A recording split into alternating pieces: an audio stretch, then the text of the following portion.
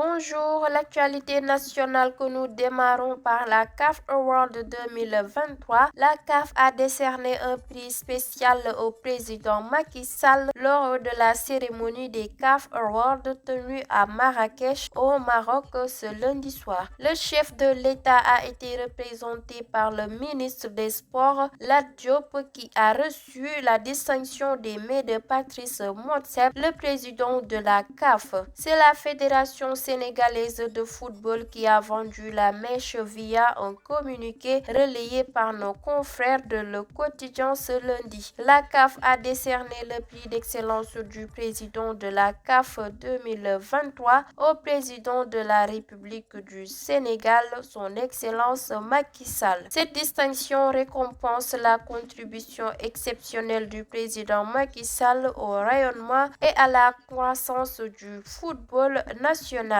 a expliqué la FSF à travers son communiqué parcouru par 8 sports. C'est la deuxième fois que le président de la République Macky Sall reçoit une distinction de la CAF après l'édition de 2018 tenue à Diamniadio où le chef de l'État lui-même avait reçu son prix. Source Sen Café Actu. Continuons l'actualité nationale par le procès de Sonko. Le tribunal de Dakar se penchera ce 12 décembre sur la question de la réintégration ou non de l'opposant sénégalais sur les listes électorales. En prévision de cette audience, la plateforme des leaders alliés du candidat Ousmane Sonko a tenu une conférence de presse visant à définir la conduite à adopter lors de cette journée judiciaire. Mohamed Tete Diédhiou a lancé un appel urgent aux militants et sympathisants du parti d'Ousmane Sonko, les encourageant à maintenir le calme, à faire preuve de retenue et à adopter une attitude positive face à la situation délicate que traverse leur leader, rapporte Sénégal. Continuons sur l'affaire de mine de diamants au Sénégal. Aminata Touré a demandé la création d'une commission d'enquête au sein de l'Assemblée nationale afin de clarifier les déclarations de Maître Moussa Diop. Ce dernier aurait mentionné le président Macky Sall, l'ancien ministre des Mines Aly Ngouille Ndiaye et l'homme d'affaires Jean-Claude Mimran dans une affaire liée à l'attribution d'un contrat d'exploitation d'une mine de diamants au Sénégal. L'avocat Moussa Diop, inscrit au barreau de Paris, a porté sur la place publique les informations troublantes relatives aux diamants au Sénégal et à l'achat d'armement, a écrit la candidate de la coalition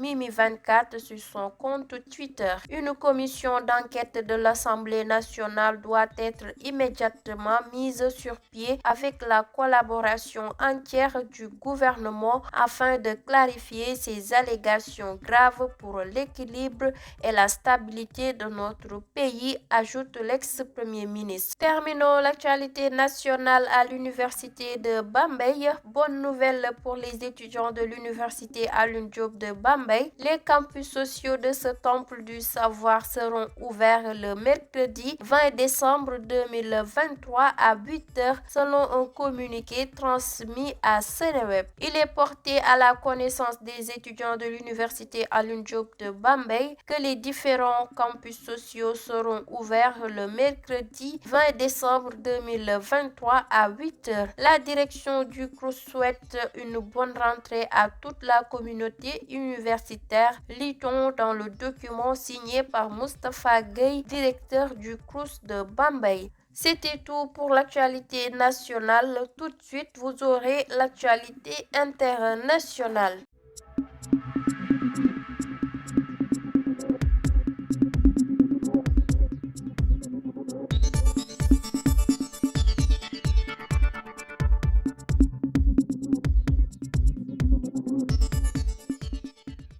Démarrons l'actualité internationale dans la bande de Gaza. L'armée israélienne accentue sa pression mardi face à un Hamas à son point de rupture, selon le ministre israélien de la Défense. Dans la nuit de lundi à mardi, le mouvement islamiste palestinien a fait état de violents affrontements dans le centre de l'enclave. Une réunion de l'Assemblée générale de l'ONU prévoit de débattre d'un cessez-le-feu humanitaire immédiat à Gaza. Dans la nuit de lundi à mardi, le Hamas a fait état de violents affrontements dans le centre de la bande de Gaza. L'agence palestinienne Wafa a rapporté 12 morts et des dizaines de blessés dans un raid aérien à Rafah. Le Hamas est à son point de rupture. L'armée israélienne reprend ses derniers bastions, a déclaré lundi soir le ministre israélien de la Défense Yoav Gallant dans une adresse télévisée. Une réunion spéciale de l'Assemblée générale de l'ONU est prévue mardi. Une résolution exigeant un cessez-le-feu humanitaire immédiat dans la bande de Gaza, un texte non contraignant, sera soumise au vote, informe France 24. Au Soudan, un convoi du Comité international de la Croix-Rouge a été attaqué dimanche 10 décembre, faisant au moins 2 morts et 7 blessés, dont 3 employés de l'organisation humanitaire. L'opération visait à évacuer une centaine de personnes prises au piège des combats à Khartoum, la capitale, entre l'armée nationale et les paramilitaires RSF. Mais les véhicules humanitaires ont été pris pour cible. Le SICRE a vigoureusement protesté, informe RFI. Au Tchad, l'opposant Success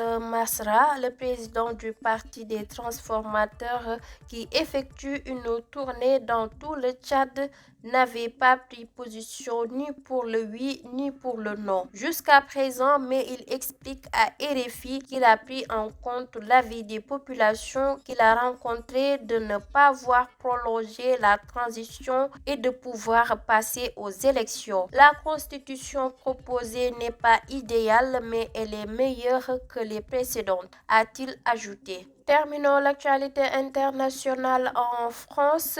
L'Assemblée nationale a adopté par 270 voix contre 265 une motion de rejet préalable au projet de loi immigration, avec les voix de la gauche des LR et du RN infligeant une très lourde défaite politique au gouvernement. La motion était défendue par le groupe écologiste. Son adoption entraîne l'interruption de l'examen du texte avant même que ne soient abordés les articles au fond, renseigne RFI. C'était tout pour l'actualité internationale. Place à l'actualité sportive.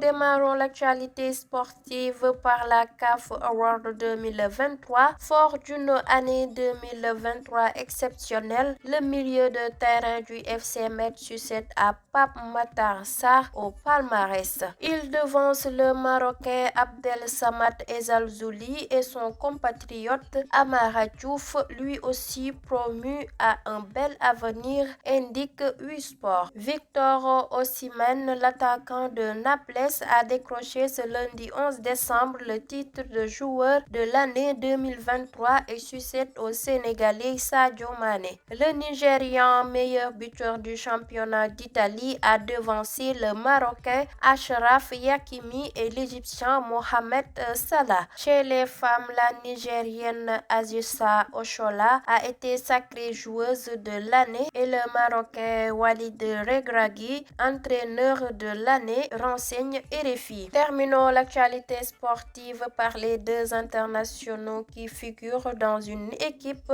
qui a fière allure et qui compte notamment Mohamed Salah et Victor Osimhen. C'est une équipe de l'année 2023 avec de sacrés joueurs qu'a décidé de concocter félicité la CAF lors de la cérémonie des CAF Awards. Une façon d'honorer certains joueurs qui méritaient sans doute, mais qui n'auraient pas été primés individuellement lors de cette cérémonie, renseigne Wiosport. Ainsi, l'instance faîtière du football africain a réussi à créer une équipe où figurent notamment Kalidou Koulibaly et Sadio Mané. C'était tout pour l'actualité sportive.